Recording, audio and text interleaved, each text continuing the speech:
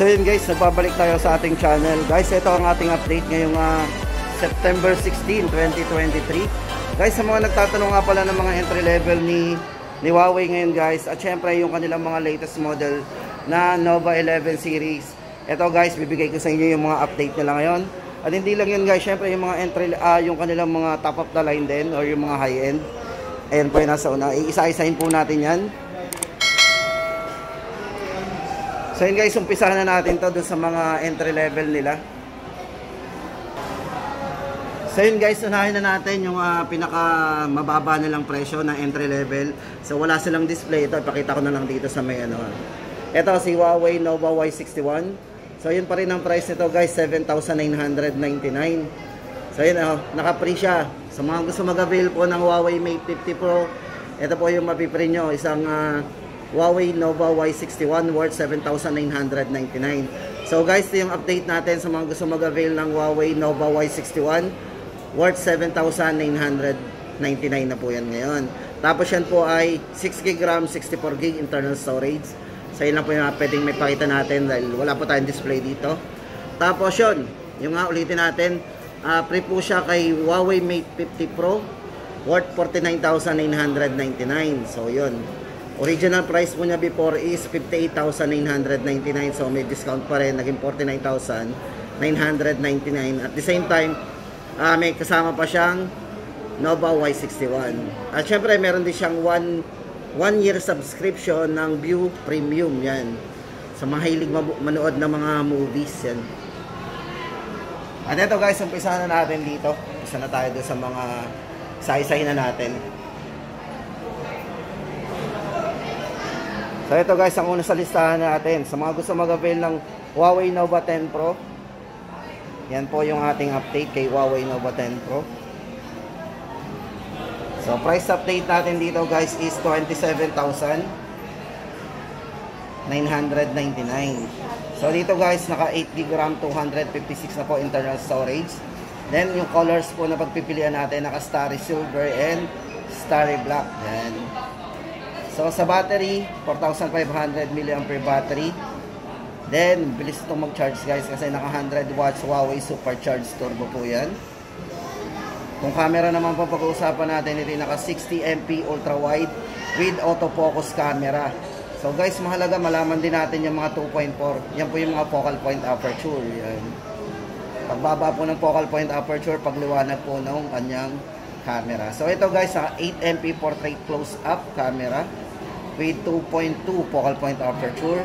At sa rear camera, ito 50MP ultra vision camera. Guys, naka-ultra po yan iba po yung walang ultrang nakalagay. So ito, naka 50MP ultra vision with 1.8 focal point aperture. Yan, sinasabi ko maliwanag talaga to, 1.8 yung kanyang focal point aperture. At syempre 8MP ultra wide para doon sa kanyang macro lens. At portrait para doon sa kanya portrait depth camera, 2.2 focal point 2.4 focal point aperture. At syempre doon sa kanyang chipset, Qualcomm Snapdragon 778G 4G. Sa mga mahilig mag-games, tama sa inyo yan. Ito na guys, yung size ng screen, pag-usapan natin, ito yung naka 6.78 inch OLED curved display. 120Hz na po yung kanyang refresh rate sa screen. At ito guys, may mataas siyang resolution Full HD plus 2652 times 1200 pixel yan. So operating system natin is EMUI 12. So yan, based on Android 12 yan. So yung bigat po nito 191 gram. So napakaganda po ng design nito.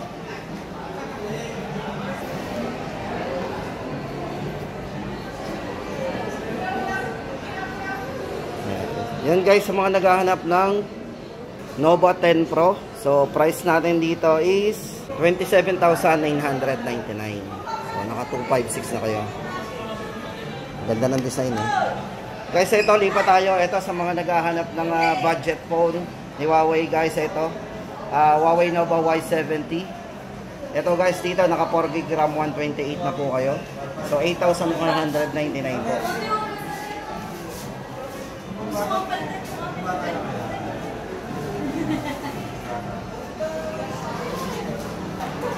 Ito guys sa colors, pwede na may tatlo tayong barrel sa pagpipilian. Meron tong midnight black, crystal blue, and pearl white.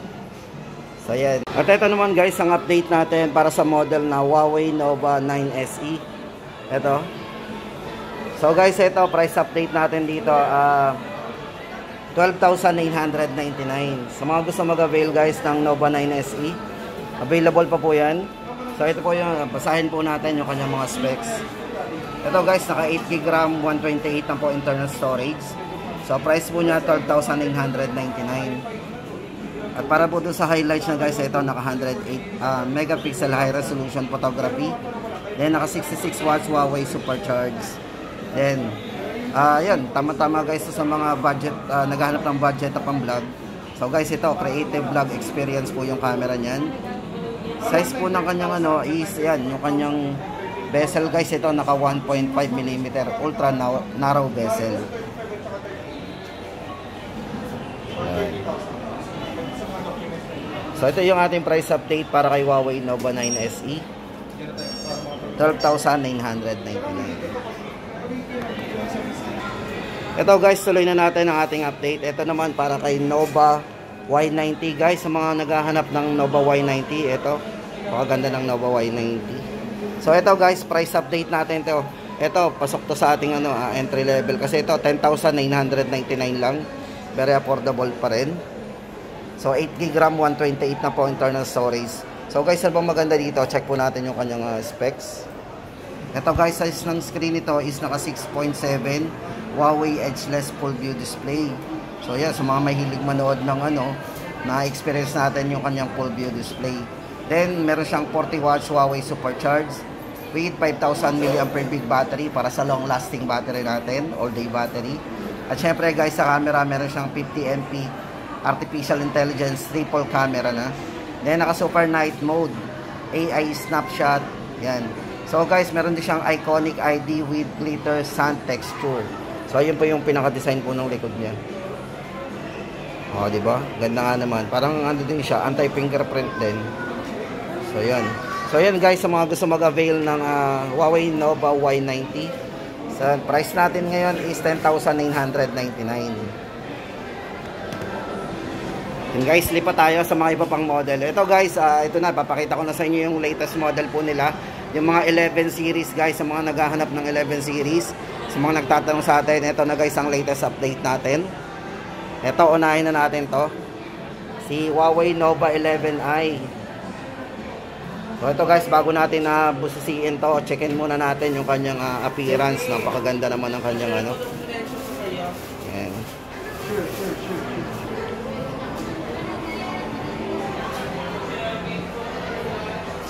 So ito, unahin natin ang presyo guys. Ito 13,999. So almost 13,909. So dito guys, naka 256GB na po kayo internal storage. Then sa camera, check po natin yung kanyang camera. So ito guys, merong 48MP high resolution camera, 2MP para sa kanyang depth camera. At sa mga mahilig mag selfie guys, ito meron siyang 16 megapixel selfie camera. At kung chipset naman guys, pag-uusapan natin, ito ay merong ito powered by Qualcomm Snapdragon 680. So yan ang malimin natin hinahanap, yung mga naka Snapdragon. Then sa display guys, size ng screen naka 6.8 Full HD plus LCD screen po yan. Then sa resolution, naka 1080x2388 po. So yan, check na natin yung kanyang yan, naka 40 watts Huawei supercharge turbo po yan. Super bilis na mag-charge. Then size ng screen, naka 6.8 display. Then maganda dito guys, tingnan niyo po, naka 94.9 yung kanyang screen to body ratio. So halos puno na po yung kanyang screen. Sobrang nipis na po ng bezel nito. So price update natin para kay Huawei Nova 11i, 13,999. At ito naman guys, dito naman tayo kay Huawei Nova 11. Guys, ito, unahin natin ang presyo nito. So ito guys is 24,999. Dito guys, naka 256 na rin po yung internal storage nito. So yan, bali yung nipis po nito, ito ay naka 6.88mm yung kanyang nipis. Napaka ultra thin design po yan. So yung kanyang ultra thin design, yan, 6.88mm, napaka nipis nga naman ito. Then sa camera guys, ito meron siyang 50 MP, 50 megapixel na ultra vision camera.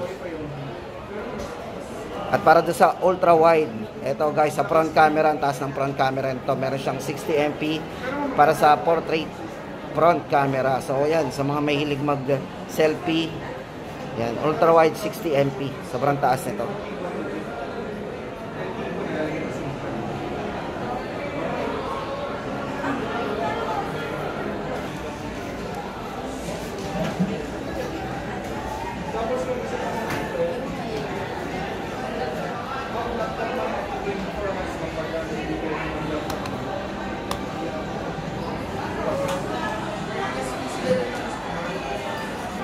At syempre guys, pagdating sa kanyang charging capability, so ito ay naka 100 watts Huawei Supercharged Turbo. Then camera 50 megapixel para doon sa kanyang ultra vision camera. Price update natin guys, 8GB RAM 256, 33,999 po yung kanyang pinaka full price. At pwede rin po siya sa mga installment, naka zero po yan, for 24 months, 1,416 lang. Sa mga gusto mag-avail ng Nova 11 Pro, yan, through credit cards. At syempre guys, hindi lang yon, available din po ito sa mga home credit. Pwede rin kayo mag-process nito. Yan. Tapos guys, ito sama na rin natin sa mga gusto mag-avail nitong Huawei FreeBuds 5. Ito po yung price natin para kay Huawei FreeBuds 5, 7,499. So ano ba yung mga specs nito? Ito guys ay merong seamless curve for optimal fit. Then naka ultra magnetic driver with punchy bass po yan pagdating sa sound. At syempre naka ultra wide frequency adaptive EQ and naka dual device connection and seamless switch. So kahit magpapalit-palit tayo, mabilis. At yun guys, ang ating update sa mga latest model nila ng 11 series. Guys, dito naman tayo sa mga high-end po nila. So, yung mga matataas na lang model. Kumbaga sa atin ay mga top of the line. Guys, ito, unahin natin si Huawei Mate 50 Pro.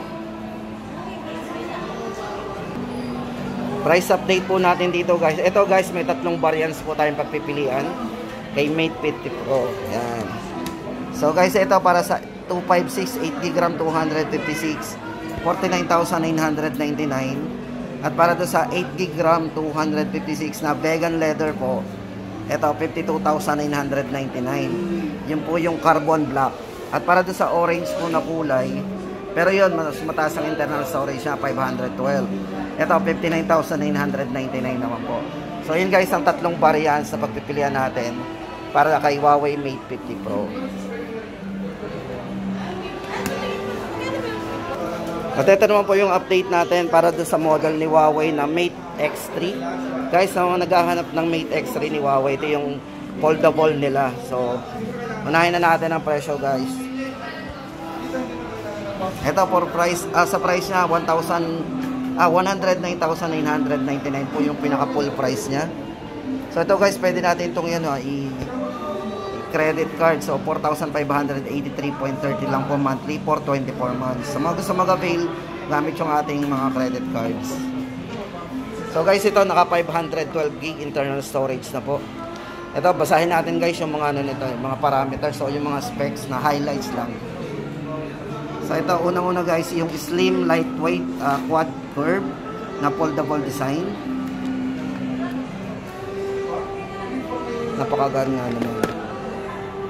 Syempre, sunod dito yung kanyang IPX8 water resistant. So, no worry na tayo kasi accidentally mahulog yun sa tubig. So, hindi masisira yung phone natin. At syempre guys, ito, yung sa kanila ko lang nakikita to, yung durable Kunlun glass na 10 times, pagdating sa drop test, yan. So, durable, 10 times stronger yan. And syempre guys, naka Ultra Vision X-Mage camera with 5 times optical zoom po to.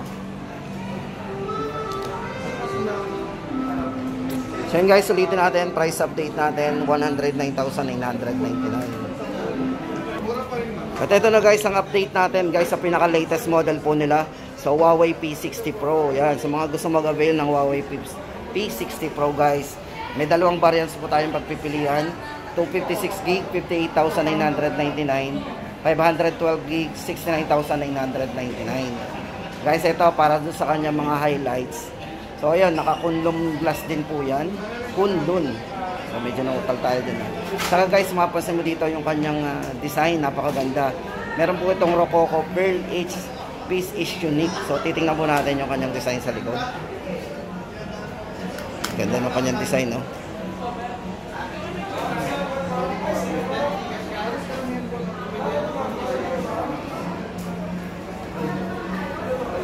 Check po natin yung kanyang mga parameters. Ito, check natin. Para sa pinaka-full specification natin. So, yan, ulitin po natin. Sa color, guys, meron tayong pagpipili ang mga kulay. So, naka-black. Then, so, ito yung black. Then, Rococo Pearl.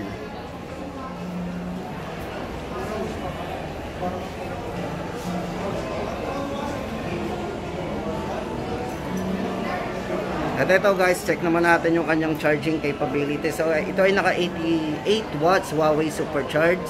Then yung kanyang screen, check po natin, 120 Hz na rin po yan, LTPO. So adaptive refresh rate po yan. At syempre, isa po sa pinagmamalaki nito yung kanyang durable kunlum glass na super tibay. So, sa camera naman po, meron siyang 48MP ultra lighting camera.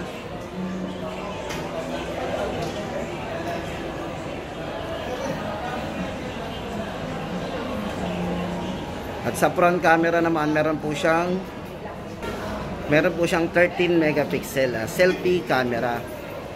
So maganda doon guys, meron na rin siyang wide angle sa front camera.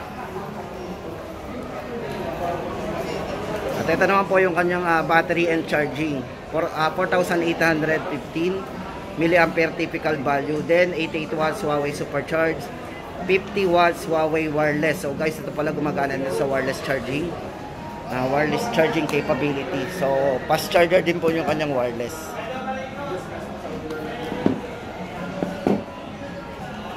So, yun guys, ulitin natin, price update natin para kay Huawei P60 Pro. 58,999, 256 gig at 69,999, 512 gig. At ito naman guys, baka gusto nyo maghanap, sa mga naghahanap guys ng Watch Fit 2, Huawei Watch Fit 2. Ito, 6,499 po yung kanyang price update. Ganda oh.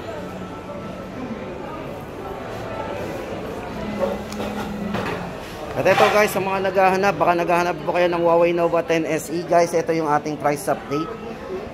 Full price po nito is 15,999. So naka-promo din po yan ng 12 months, 0% interest. 1,333.3 po yung magiging price natin. So naka 8 GB RAM 256 na rin po yan si Huawei Nova 10 SE. So camera, meron siyang 108MP high resolution portrait camera, 66 watts Huawei Supercharge. Guys, size ng screen naka 6.67 OLED Huawei full view display. Then syempre kung sa battery naman, meron siyang 4,500 milliampere battery. Supported po yan ng 66 watts Huawei Supercharge.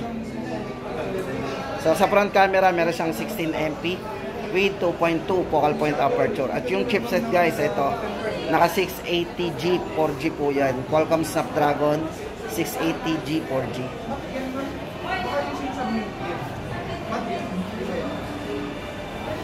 So yun guys, ang ating update ngayon sa mga model ni Huawei ngayong September 16, 2023.